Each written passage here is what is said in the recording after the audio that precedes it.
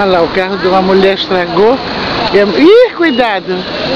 Estragou no meio da rua, Melanie tá justo. Ih, agora chegou. Momento, caralho!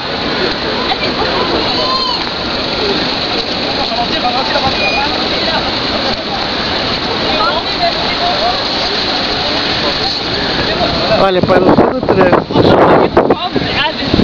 Ué, anda! Jetzt komm! Não, olha lá. Wo ist mein Sohn? Olha lá. Tá toda a saia dela. So, komm jetzt. Vamos! Ich nehme dich nicht mehr mit, hab ich dir schon mal gesagt. Dani, pode ir. Nee, machen wir es alleine. Und hat fast eine halbe Stunde Liège, fertig zurück. Olha lá em cima. Já olhei tudo. Olha que tá escrito lá, BNP Paribas, olha. E Teatro Royal.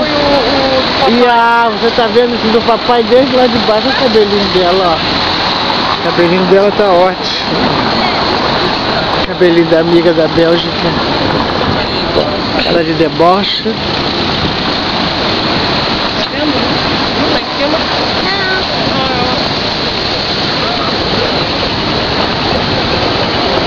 Mas vamos lá, né, Nani? Fazer o quê? Que rua é essa aqui que nós estamos?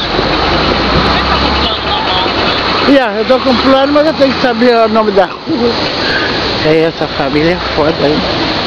Aua! Me dá o plano aqui. Mit dir geht das nicht. In dem Tempo. So. Vovó. Ja. Gente, eu estou com o joelho machucado, eles querem que eu ande mais rápido. O pessoal não entende a minha vida. Vamos ali, Nani, em frente ao... Vamos lá em frente, vamos lá no Teatro Ópera ver o que esse carro quer aqui no meu pé, caralho. Onde tem o... Vamos lá, não, na frente do teatro. Universität. Alô? Noch näher dran, warum? Vamos lá, pra que ver a entrada do teatro. Então vai. Ah, Entrei aqui, ó. entrei aonde?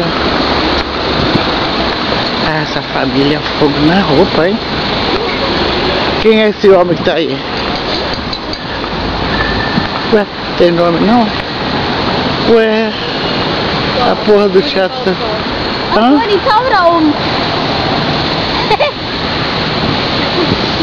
Cadê a menina? Ah, ali tá escrito tudinho, olha. Escrito o quê? A rua. Katedral, ja, da will ich ja hin. Komm. Vamos. Onde é que...